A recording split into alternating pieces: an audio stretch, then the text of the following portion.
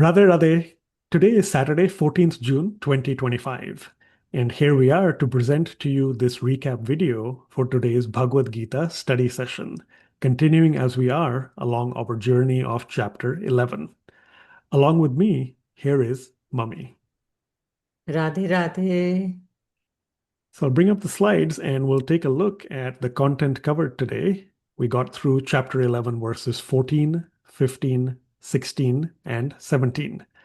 Prior to starting the verses, we had the recap quiz, of course, covering last week's content on chapter 11, verses 10, 11, 12, and 13. As always, please take a look at the description of the video to get access to the free community portal where you can get all these slides, the recap videos, and in particular, you'll of course get all the quiz questions that were part of the recap quiz. With that, we shall now get started with chapter 11, verse 14. ततः स विस्मयाविष्टो हृष्टरोमा धनञ्जयः प्रणम्य शिरसा देवं कृताञ्जलिरभाषत. Chapter 11, verse 14 has the catchphrase hair raiser, literal in the sense that Arjun is having, goosebumps and his hair is standing on end. Horripilation as a word that we learned again and we've seen way back in chapter 1. Also, of course, this is continuing to be a very, very intense pivotal point as the Bhagavad Gita unfolds. So it's a hair raiser as well. In terms of the translation and commentary, it is Arjun now, before he starts to speak in the next verse, we're getting a description of him. So he addresses the Lord. He does it, as Mummy had pointed out in class carefully, he does it as a devotee. He bows his head with folded hands. He, of course, is with a lot of astonishment or wonder, hair standing on end, and then about to address the Lord. So, as we saw in class as well, Swamiji mentions here that this is now, we're getting to see and eventually hear from Arjun these different emotions that he is beginning to have. Paroxysms of delight. This phrase that we discussed in class, sort of an oxymoron of senses, because delight is happiness, joy. We know divine bliss as well. But paroxysm is a typically violent outburst of emotion and activity. We saw a little bit through the quiz question today. We'll see more as to how and why there is, of course, this element or expression of awe, reverence, and also fear that is displayed in Arjun. Mummy had mentioned in detail the Ashtasattvic Bhav. Maybe she describes that later, but just in terms of the English, as we talked in class, stupefied. Stupefied is when the senses or nerves are dulled. Horripilation, we just mentioned, hair raiser as well. You can also go back to chapter 1, somewhere I believe in the 30s perhaps. Early on, Arjun also mentions that his hair is standing on end, his bow, the gandiv, is slipping from his hands, and so on. And ashen, grayish white, deadly pale, complexion becoming ashen. We're somewhat familiar with that as well. All these are examples of what a devotee can feel in terms of sentiments or bhavs at different states. And Mummy, of course, explained in detail in class and connecting it to saints, to Maharajji, Chaitanya Mahaprabhu, etc. as well. So next, let us look at chapter 11, verse 15.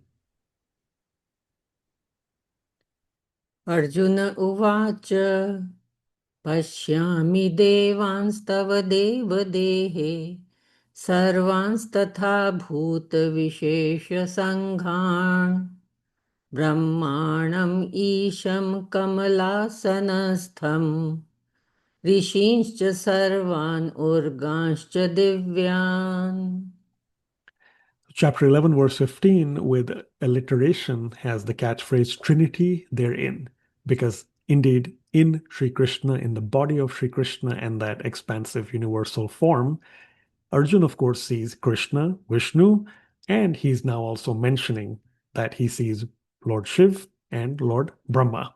So this is now the first of 17 verses, as Swamiji has mentioned, where Arjun starts to talk and speaks and addresses the Lord, speaks to the Lord, and he says he sees all the different gods, all of them in the body of Sri Krishna, and he sees different sages, He sees snakes, the cosmic ones like Vasuki. We mentioned Anant. All of these are visible. And also, as the catchphrase mentions, Trinity therein. He sees Lord Shiv, he sees Lord Brahma. Brahma, he also, that phrase that is used, Kamalasanastham. Kamal, we know as lotus. We did learn this new English word today, whirl of the universe, to do with botany, to do with flowers, in quite a specific context for lotuses, as the petals, the flower, leaves, and they emanate from the stem, from the center.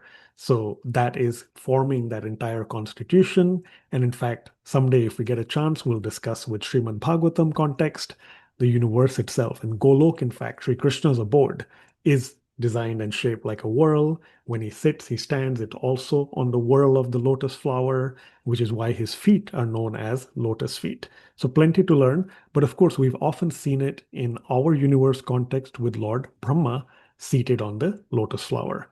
We even see it with Mata Lakshmi, for instance. So a lot of different connections there and visual imagery that you might be able to relate to. Next, let us see chapter 11, verse 16.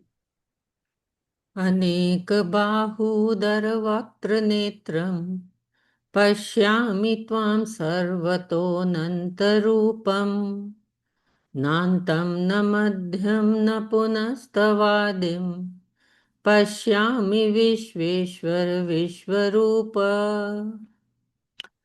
So, chapter 11, verse 16 has the catchphrase as a question and rhyme, sight, appetite. Does Arjun and do we vicariously through him have the appetite to be able to take in all the sights that he is getting to view? So, something to ponder about, but also in the literal sense, because in addition to faces, eyes, etc., Arjun also sees all the infinite stomachs of the Lord. So, sight appetite, that's the question in the catchphrase here. And quite straightforward, Arjun is saying that he sees Sri Krishna's infinite form everywhere. He uses vocatives. We've discussed this word a few weeks ago as well. Invocation terms, sort of like an appellation, but not necessarily with specific context always, but it is with true respect. So it's an invocation, a term, that vocative. Vishveshwar, controller of the universe, and Vishvarup, we know that's part of the title of chapter 11, the universal form. Again, Arjun expressing his true respect and reverence. And of course, he's overwhelmed as he's saying and seeing all of these things as well. And indeed, as we said in class, just a fun, humorous exercise, if you like. Keep a little kid busy, perhaps. If you're able to get a very, very large picture image of, the Lord's form, give them, time and ask them to find the beginning or the middle or the end. We saw that with the flyer as well. So let's go there. Just one representation with finite, tools, of course, of a possible cosmic form emanating or manifesting in front of us. So the Lord, the effulgence, all the glow there, the universe, of course, being shown here inside the body of Sri Krishna. Can you identify the beginning, middle, and end in the Lord's cosmic form? Of course, the answer we know is no, because there is no beginning, there is no middle, there is no end. And that we hear from Arjun himself. Finally, let us go and listen to chapter 11, verse 17. किरीटिनं गदिनं चक्रिणं च तेजोराशिं सर्वतो दीप्तिमन्तम् पश्यामि त्वां दुर्निरीक्ष्यं समन्ताद् दीप्तान्लार्कद्युतिम् अप्रमेयम्. Chapter 11, verse 17 also has the catchphrase as a question, crowning glory. Very literally, Arjun says he does see the crown, Kiritinam. He sees Sri Krishna, Vishnu with that crown, but also crowning glory, the pinnacle of one's achievements or success. Is that it? We know, of course, the answer is no in this case because there's so much more, and there are infinitely many things that Arjun could have potentially seen, and each of them a great opulence and an achievement of Sri Krishna. So, crowning glory as a question, something to ponder about. In terms of the translation and the commentary, pretty short here, straightforward. Arjun is actually describing, in essence, Vishnu, Lord Vishnu. He has, of course, the crown, and then the four emblems that we are very commonly familiar with, one in each hand. There is the mace, there is a conch, there's the disc, and there's the lotus flower. Now, keep in mind, in the translation, Arjun mentions only the club and the disc. So, in contrast, think about what he doesn't mention.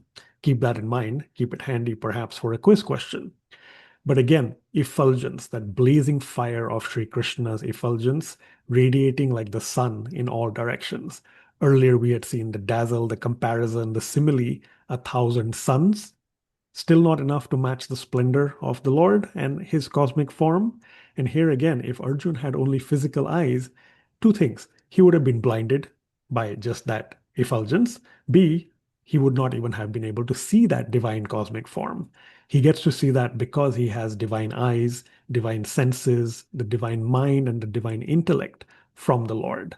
And therefore, when he sees that, he is now describing that special four-armed Vishnu form of the Lord. Mummy, I'll pass it over to you to enlighten us, pun intended, I guess, with different Sanskrit words and phrases to note and other takeaways. Thank you, Gagan. So the first verse, that is verse 14, from that I have chosen the word Vismaya Avishtaha. Vismaya Vishto. Vismaya Avishtaha means full of wonder. So what is happening in this verse, that Arjun is struck with amazement, when he saw that breathtaking cosmic universal form of Shri Krishna. So then his heart is getting thrilled in devotion, and he is showing some of the bodily symptoms. So what are these symptoms? It is sattvic bhav, that is the temperamental state. And it is the division of bhav, basically in bhakti yoga. That is what people or devotees go through, different psychological statements of mind. So when they are into that great experiencing of rasa in devotion, that is when they go through these different asht sattvic bhav. So as Swamiji has quoted from Bhakti Rasamrit Sindhu, this one, Stambha Svedotha Romanchaha Swara Bhedotha Veputaha Vaivarnyam Ashru Pralaya Ityashtau Satvika Smritaha. So in this verse, we see all these 8 bhavs. First one is stambha. Stambha means it is situation of like paralysis, where you are being stunned or petrified, due to overwhelming spiritual emotion. Then the next word is sweda. Sweda means perspiration, when you are sweating, as the emotion is influencing the water element of the body. Then the next one is romancha. Romancha means horripilation, that is when you have goosebumps due to intense spiritual feeling. Then next one is Swara Bheda. Swara Bheda means change of voice, deep emotion, faltering or breaking of the voice. And then Vepathu. Vepathu means trembling or shaking. Vaivarnya, number 6, that is change of color, fading, turning pale. Then Ashru. Ashru means tears. When tears start rolling down, you start weeping with emotional connection, reflecting deep love and devotion. And lastly, Pralaya, that is fainting or swooning, losing consciousness when you are feeling intense spiritual experience. This is what Arjun is going through, and we notice that Arjun's relationship with God has literally changed in this verse, because earlier it was a relationship of friendship. Now he has become a pure devotee and he is going through these Ashta Sattvic bhav, okay, emotions, and he is in reverence with folded hands paying his obeisance to God. In verse number 15, let's look at the word Kamala Asana Stham. Kamal means lotus, Asan means seat, and Stham means being seated on that seat. Huh? So that is what Arjun is seeing. He is seeing the all the three different forms of Supreme Lord, Brahma, Vishnu, Mahesh, and he is seeing Brahma seated on the lotus flower. In verse number 16, let's look at the word Ananta Rupam. Ananta Rupam means infinite forms. And then two very important words, Vishveshwar, that is the controller of the universe. That is what he is seeing, because he is seeing every different god inside Krishna's universal form, and everything coming out of him and everything going into him. So he is the controller of the universe. He is the Vishwa Ishwar. He is the God of the whole universe. And then another one, Vishwarupa. Vishwarupa is that universal form which is consisting of the whole universe, which has no beginning, no middle, and no end. With verse number 17, we will look at the word Tejaha Rashim. Tejaha Rashim means abode of splendor. And Dyutim. Dyutim means effulgence. That universal form is so bright and shining, and there is so much of effulgence, coming out of that universal form, that it was even difficult for Arjun to keep looking at that form. But he could see the form of Vishnu with all the four famous emblems, that is mace, conch, disc, and lotus flower in the four hands of Vishnu. And the universal form was, greatly stunning to the eyes. But still, Arjun was able to behold it because he had received the divine vision from the Supreme Lord. So, I hope this all helps in understanding these four verses. Over to you, Gagan. Thank you, Mummy. Yep, plenty covered. So, four more verses along that journey of chapter 11. Keep reviewing the material and be ready for the recap quiz when we meet next time. Keep a lookout through the usual social media portals and messages regarding class. Tomorrow, of course, is Divine Special Father's Day. That's Sunday, June 15th, 2025.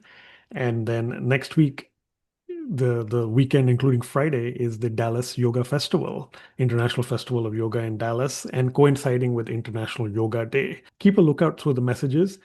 If class is happening, then yes, it's going to be Saturday, 21st June 2025. If not, it's Saturday, 28th June 2025. So just stay connected through the usual messaging media to find out. Regardless, it's always 8 a.m. Central Time, 6:30 p.m. India time. We do look forward to seeing you then. Thank you so much. Radhe Radhe. Radhe Radhe.